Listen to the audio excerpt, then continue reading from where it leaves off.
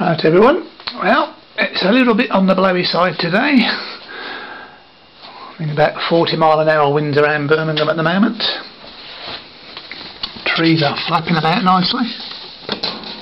But I'm in the mood to get the bike out and go for a little ride, so I'll just drag the bike round the front. I was thinking I might take a ride over by Stourport and Bewdley way. I'm not sure whether them areas have been hit by all this flooding. They did sometime last year. I remember going over there and they were pretty bad, so it's quite a nice ride. Probably takes, I don't know, probably about half hour to ride over sort of Stourport way. So just in the mood to go for a ride, so I'll go over there and I'll have a little check of the rivers. I should imagine if they're not flooded, they should at least, they're going to be considerably higher than normal, I would imagine. And last time I was over there they did get flooded pretty badly, so I'll take a little ride over there, see whether they've got the flood defences up. I'll be very surprised if they haven't. So catch you later. Alright guys, right, we're roughly halfway between Stourport and Bewdley. Had a little look at the bridge on the way through Stourport. Now there's a big car park by a fairground that's always there. The car park was 3/4 full. I couldn't quite see over the other side of the wall to see whether the park on the other side was flooded like last time, but I think I could see a little bit of water there. My sexy bike running nicely. The last time I came over here in these sort of conditions, when we were having the floods and that, I actually crashed. Maybe not a smart idea to get on all these bloody twisty roads, but hopefully I will not do a repeat performance of the crashing side of things. So the river does look like it's moving pretty quickly, understandably. So I think it was going this sort of pace last time when Stourport was badly flooded. So I fully expect when I get, we're only talking probably less than 10 minutes up the road, is Bewdley. They do have the proper flood defences that they put all through the town. So I fully expect to see them up when I get there. It'd be nice living in places like this with the scenery and the water and everything, but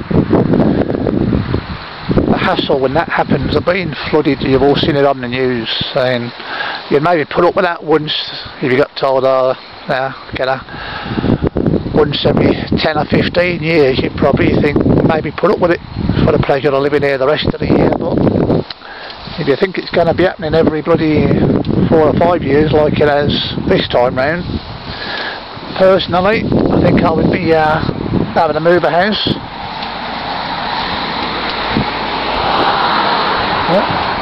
How many people would want to buy the houses?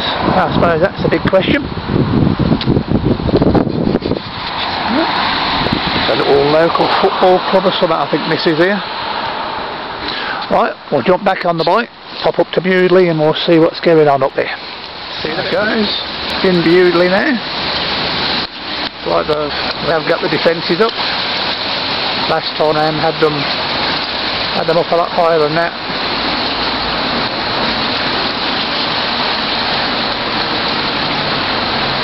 Yeah, they seem to be up all the way along that side, but the other side of the road.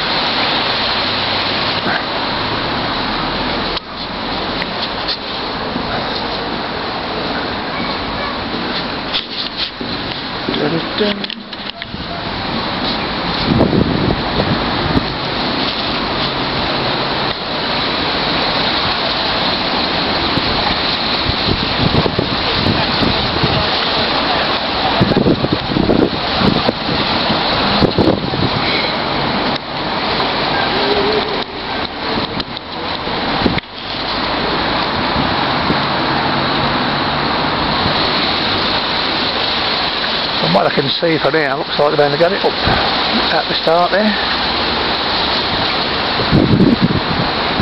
The last time round they were all the way down.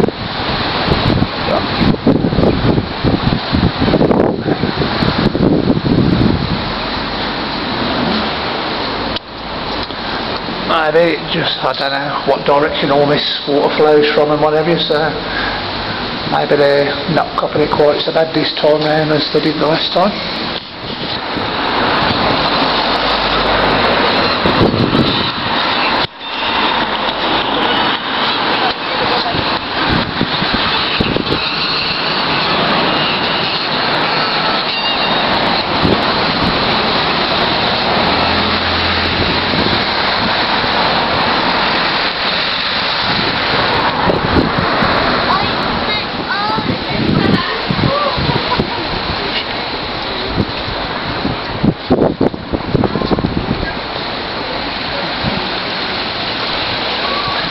Maybe the flood defences.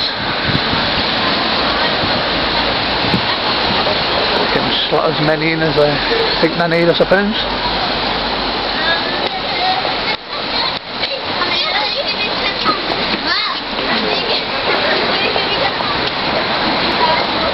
Ordinarily,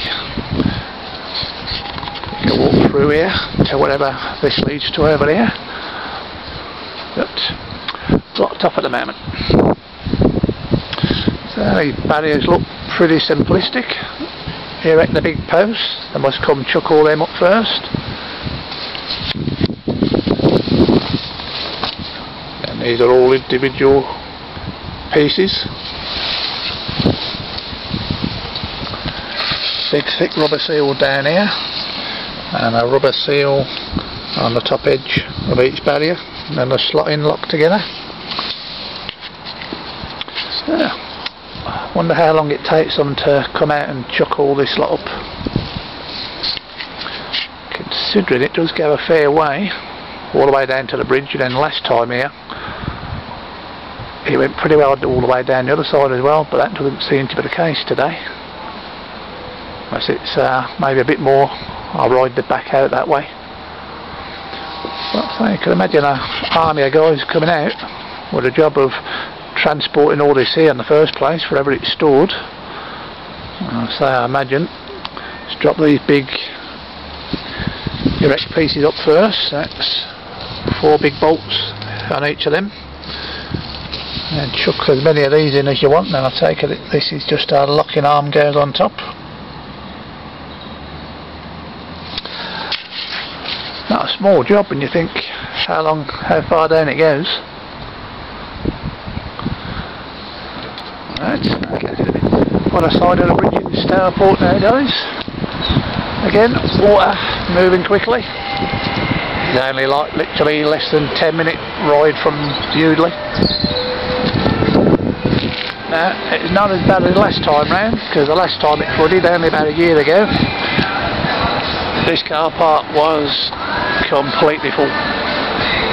The water is actually coming from one side, coming up through all these tunnels, and this car park was completely submerged right up to where those land are. You couldn't have got down here where I'm parked now. Literally the water just come through one side of all these tunnels. So there's a little bit of flooding through the other side of these where the park is, but nowhere near as bad as it was last time around. So looks like they've got away with it a little bit this time, but must be a big worry for them.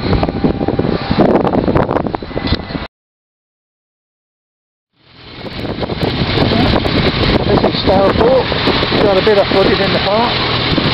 The last time I was here, absolutely everything you can see down there, all the grass, everything was completely covered. So I'm not having it quite so bad this time. Check out the car park across the road. In fact,